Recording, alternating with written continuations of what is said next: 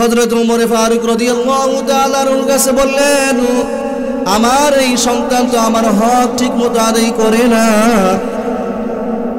সন্তান হযরত ওমর ফারুক রাদিয়াল্লাহু তাআলা আনহুকে বললেন, হে আমিরুল মুমিনিন, সন্তানের উপরে যেরকম পিতামাতার হক রয়েছে, পিতামাতার উপরে বাবার উপরে কি সন্তানের কোনো হক আসেনি? হযরত ওমর ফারুক রাদিয়াল্লাহু তাআলা আনহু বললেন, সন্তানের উপরে যেরকম পিতামাতার হক রয়েছে, এরকম ভাবে পিতামাতার উপরে বাবার উপরে সন্তানের তিনটা হক আছে। বাবার উপরে সন্তানের জন্য তিনটা হক আছে। হযরত ওমর রাদিয়াল্লাহু তাআলা আনহু বললেন, বাবার উপরে সন্তানের তিনটা হক আছে। এক নম্বর হক হলো সন্তানদের জন্য বাবা ভালো একটা মায়ের ব্যবস্থা করবে। কারণ মা যদি ভালো হয়, মা যদি ভালো হয়, মা যদি দিনদার হয়, পরহেজগার হয়, দিনদার হয়, আল্লাহর ওয়ালি হয়, তাহলে স্বাভাবিকভাবে কিন্তু সন্তানটাও ভালো হয়ে যায়। এই জন্য হযরত ওমর বলেন, বাবার উপরে প্রথম যে হক সন্তানের জন্য, সেই হকের প্রথম হলো সন্তানের জন্য ভালো একজন মায়ের ব্যবস্থা করবে।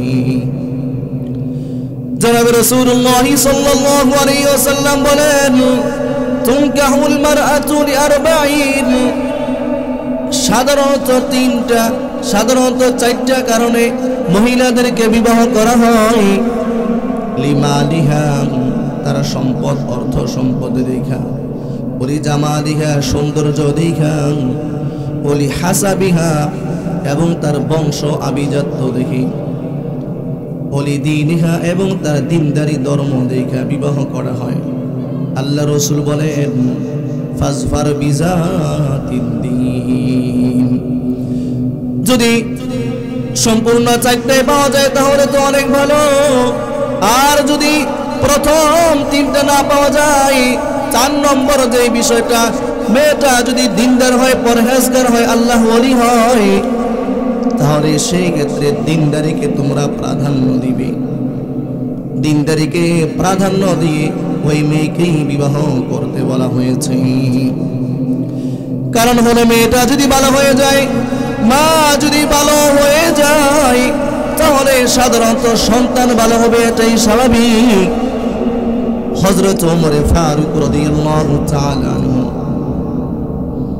তিনার একটা অভ্যাস ছিল, তিনি রাত্রিবেলা ঘুরে ঘুরে দেখতেন কার কি অবস্থা, মানুষের কি পরিস্থিতি, ঘুরে ঘুরে তিনি দেখতেন। একবার এক বাড়ির সামনে দিয়ে যায়, ওই ঘর থেকে আওয়াজ আসছে, মা বলতেছে উটের দুধের মধ্যে পানি মিশিয়ে দাও। মেয়ে বলতেছে উটে দুধের মধ্যে পানি মিশানো যাবে না। হযরত ওমর ফারুক রাদিয়াল্লাহু আনহু তিনি নিষেধ করছেন। মা বলতেছে, আমিরুল মুমিনিন তো দেখে না, এই জন্য দুধের মধ্যে পানি মিশাতে কোনো অসুবিধা নাই।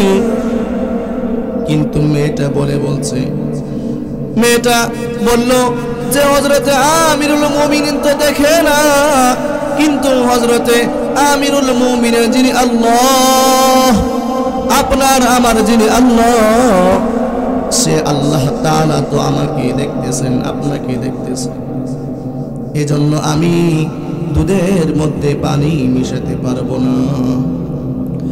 হযরত ওমর রাদিয়াল্লাহু তাআলা আনহুর কাছে এই যে একটা মেয়ে আল্লাহ তাআলার প্রতি এই তার ভয় রয়েছে, কেমন আল্লাহ ওয়ালা দিনদারি একজন পরহেজগার মহিলা, ওই মেয়েকে দরবারে ডাকাইয়া নিজের যে সন্তান আব্দুল্লাহ, এই আব্দুল্লাহর সাথেই তার বিবাহ দিয়ে দিয়েছে। সুবহানাল্লাহ। পরবর্তী দিয়ে ওই মেয়ের ঔরস থেকে আল্লাহ তাআলা হযরত ওমর ইবনে আব্দুল আজিজকে পয়দা করছেন। হযরত ওমর ইবনে আব্দুল আজিজকে আল্লাহ তাআলা দান করছেন। হযরত ওমর ইবনে আব্দুল আজিজ রাহমাতুল্লাহি আলাইহি কেমন ব্যক্তি ছিলেন? হযরতে ওমর ইবনে আব্দুল আজিজ রাহমাতুল্লাহি আলাইহি তিনি ছিলেন তার দেশের বাদশা। এত সুন্দর করে দেশ পরিচালনা করছেন, এত সুন্দর করে দেশ পরিচালনা করছেন। হযরতে ওমর ইবনে আব্দুল আজিজকে দ্বিতীয় ওমর বলা হয়। এমন সুন্দর ন্যায় ইনসাফকার ভাবে তার রাষ্ট্র তিনি চালাইছেন, এত সুন্দর করে তিনি ইনসাফ ভাবে রাষ্ট্র চালাইছেন। তার ন্যায় ইনসাফটা শুধু তার ভিতরে সীমাবদ্ধ ছিল না, তার ন্যায় ইনসাফটা তার প্রজাদের উপরও কিন্তু সেই প্রভাব পড়ছে। শুধু প্রজাদের উপরে সে প্রভাব পড়ে নাই, ওই প্রভাবটা শুধু প্রজাদের উপরে পড়ে নাই, শুধু জনগণদের উপরে পড়ে নাই, ওই দেশের প্রত্যেকটা প্রাণী কুলের উপরেই সেই প্রভাব পড়ছে। সুবহানাল্লাহ।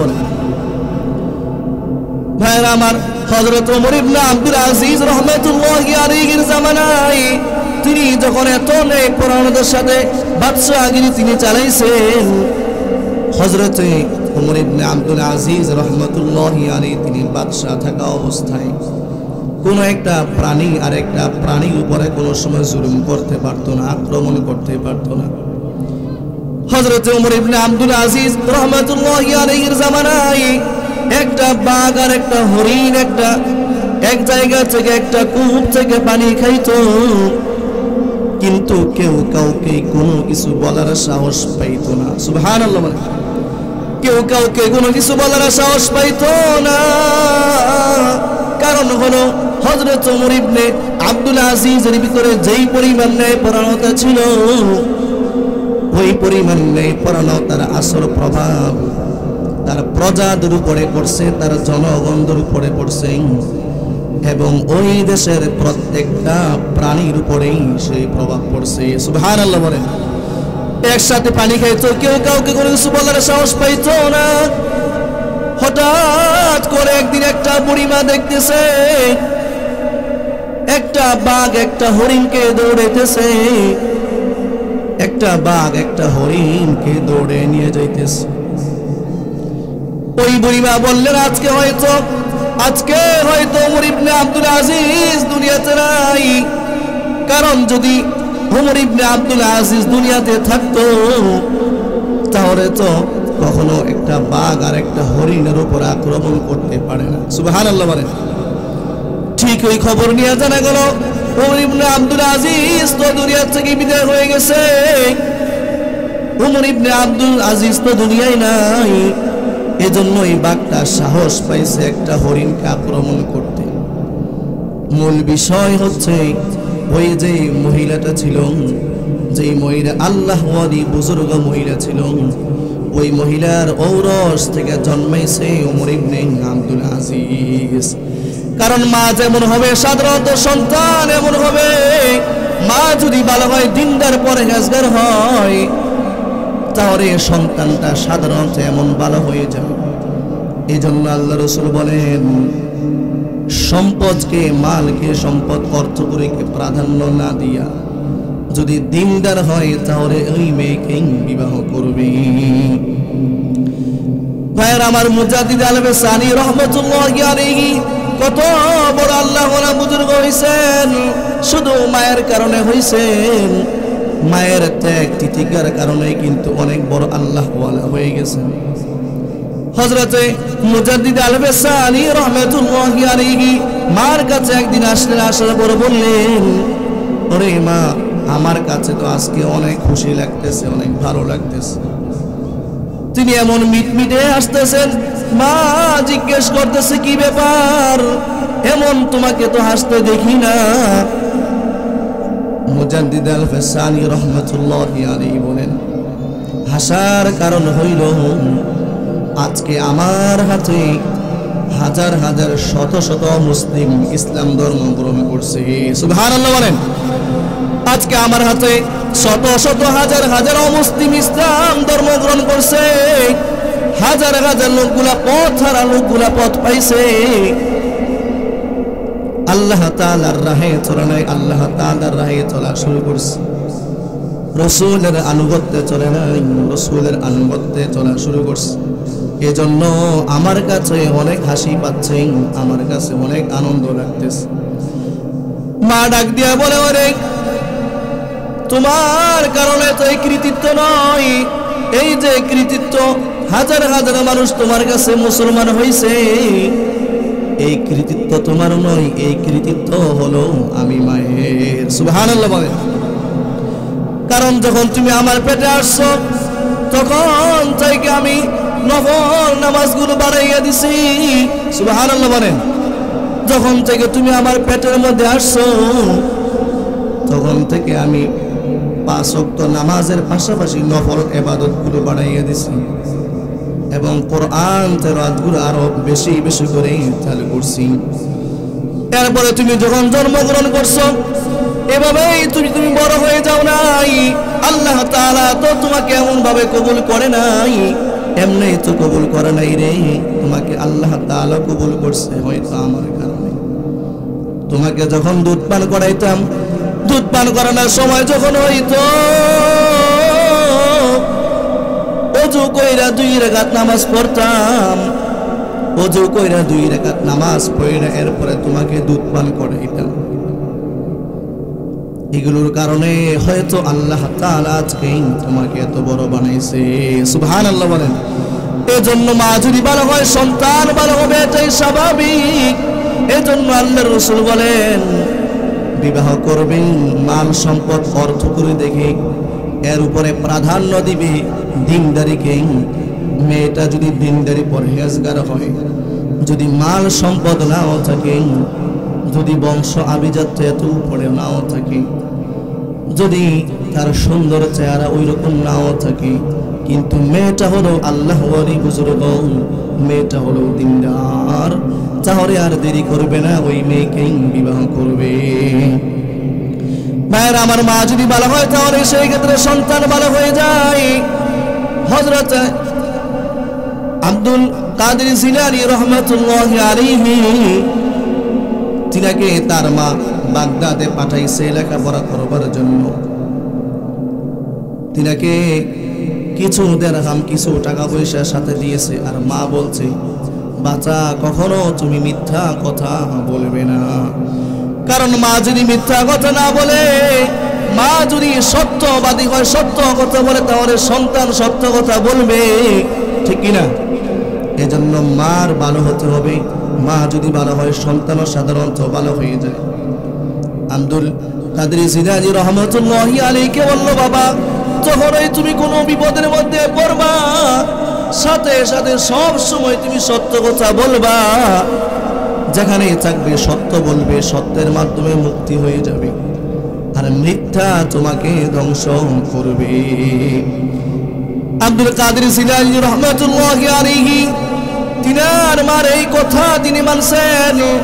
যখন তিনি বাগদাদে রওনা হয়েছেন লেখাপড়া করবার জন্য, যেই গাড়িতে উঠছেন সেই গাড়ির মধ্যে আবার কিছু ডাকাত উঠছে, মানুষের জিনিসপত্র আসবাবপত্র টাকা পয়সা লুটপাট করে নিয়ে যাচ্ছে। একজন ডাকাত পিছন দিক থেকে জিজ্ঞেস করে, এই ছোট বাচ্চার কাছে কিছু আসেনি?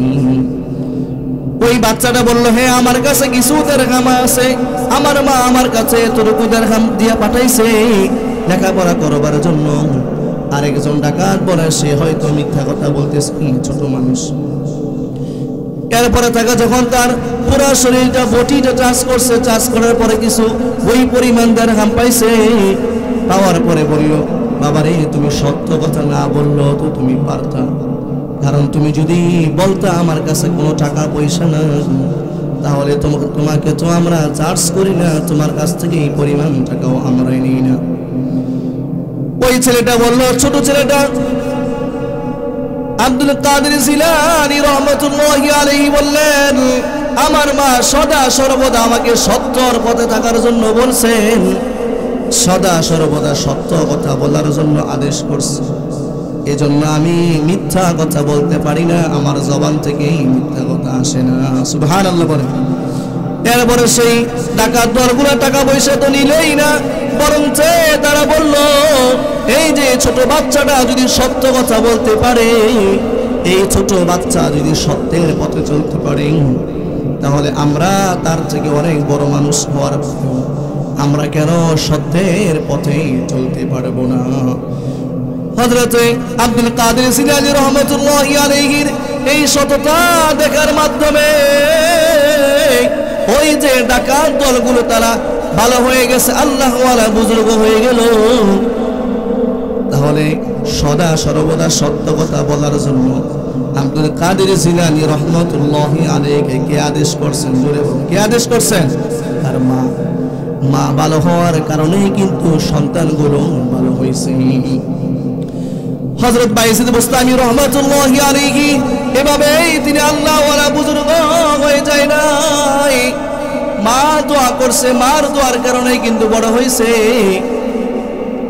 তার মা আল্লাহ তাআলার কাছে দোয়া করছে, আল্লাহ আমার এই সন্তানকে এই জামানার সবচেয়ে বড় বলি বানাইয়া দিবা।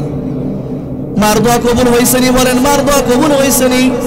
মা দোয়া করছে, আল্লাহ তাআলা কবুল করছেন।